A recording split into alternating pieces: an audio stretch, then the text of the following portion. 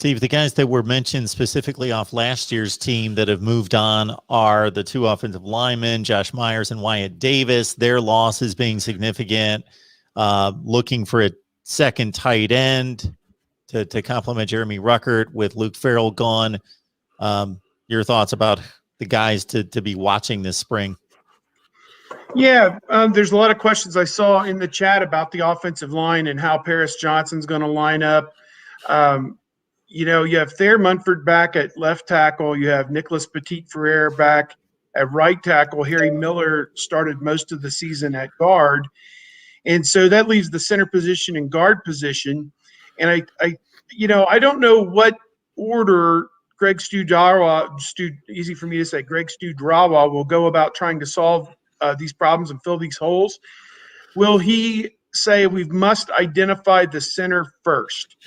And if that's the case, Harry Miller and Luke Whippler, it sounds like, are the top two candidates at center.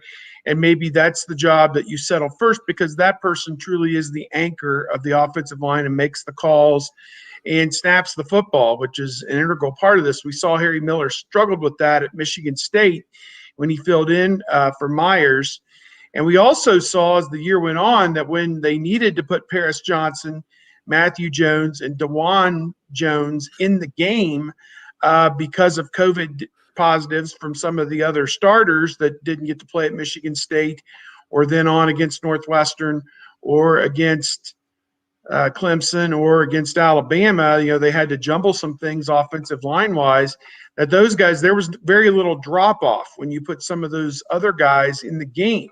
So for me to sit here and say it's automatic that Harry Miller is going to play, period, I don't think we know that. I think that what Greg Studrawa and Kevin Wilson and Ryan Day are going to do this spring is pick a day and say, on this day, you are a guard, you are a tackle, et cetera, so on, and go out and compete and, take notes on who does best in this combination, then jumble the combination up the next day. I mean, there's even a school of thought out there that Thayer Munford's future at the National Football League level is as a guard. Do you move him to guard to get your best five guys on the field so that DeJuan Jones or Paris Johnson could play tackle? By the same token, does Paris Johnson fit in better at guard or tackle? Is Matthew Jones better than Harry Miller at guard? We don't know. There are a ton of ifs and question marks about this. And I cannot, people are like, give us your starting five. Well, I could give it to you who I think it might be, but what good is that? I mean, it's just a starting point. I think they've got 8 guys for 5 spots, roughly, maybe 9 if we're maybe counting Whippler as part of that, to potentially beat Harry Miller out at center and be the best center that they have.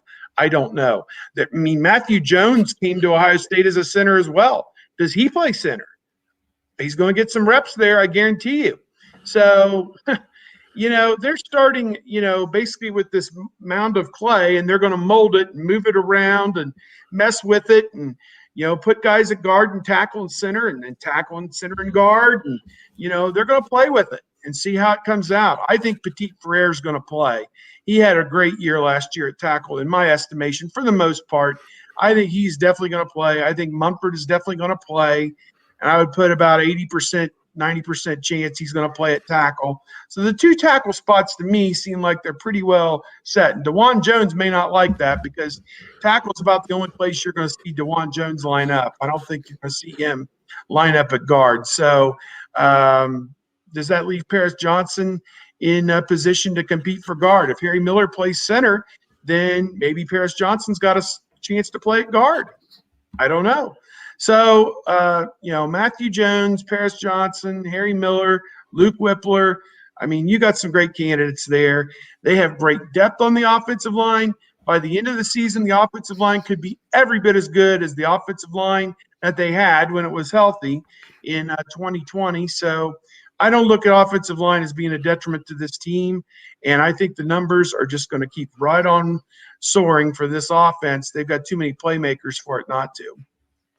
Yeah, I think their top 5 are Munford, Petit-Frere, Harry Miller, Matt Jones, and Paris Johnson. And Day said today that they're going to start out Paris Johnson at guard this spring. So I think they do that because they expect him to start probably at left guard.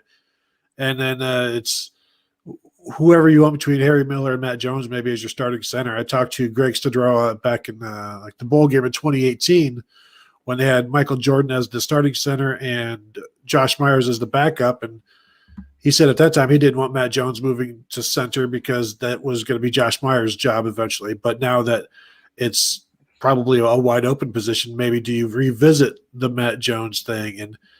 And even if Luke Whippler ends up, say Harry Miller wins the job, is Matt Jones the backup center in reality rather than Luke Whippler? Because you know how they always have seemingly the one of the offensive guards is the actual backup center. We've seen with Billy Price and Pat Elflein over the years, and so I think there's a lot to be worked out. But as Steve said, there's 8 or 9 guys that they're comfortable with, and that's another reason why they're able to have. That's why Day is so excited about being able to get all of these quarterbacks work, is because they have 15, 17, 18 offensive linemen that they can, not that they can start, but that they can play and rep with. And you've seen some springs where they're down to like, we've got 8 guys, and so we can't even put 2 teams together, and you've got to rotate and have guys taking first team and second team reps because they just don't have enough guys. And we don't even know if we can have a spring game this year. Spring games have been canceled for many teams over the years because they didn't have enough offensive linemen. And right now the Buckeyes have so many that it allows them to, there's one quarterback over here, there's another quarterback over here, there's another quarterback over here, and they're all thrown to their 10 or 11 scholarship receivers and 3 or 4 walk-ons. And so I think the offensive line will be fine. The second tight end is a really key thing that I wasn't surprised Day talked about it, because they do love their 12 personnel. And their second tight end right now is a complete unknown. Is it Cade Stover, who was a former linebacker and defensive end who played tight end last year but didn't actually play? Or is it a redshirt freshman, or is it a true freshman? And those aren't many options for what is a critical role in this offense. Kevin Wilson, as the tight ends coach and offensive coordinator, he loves having 2 tight ends. And they can do anything out of it. They can run well out of it. They can throw well out of it. But if they don't have that second tight end, then they can't do it. Now, Cade Stover is a great athlete, big jumbo athlete, 6'4", 6'5", 250 pounds, can run, former running back and linebacker in high school. And so he is accustomed to having the ball in his hands. We saw him last spring, just the one practice, and he was catching the ball, but he needs to step up and maybe be that guy as that second tight end. I think that's an underrated position battle that will have quite an impact this season.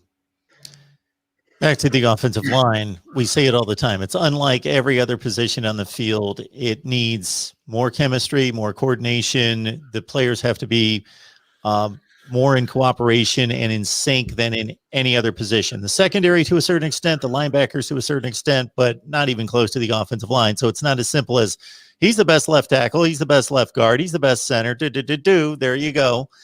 No, it's like one of those probability or maths permutations where you got, 9 guys, 5 spots, but they could all be, he could be the 1 or the 2 or the 3 or the 4. He could be the 2, the 3, or the 5.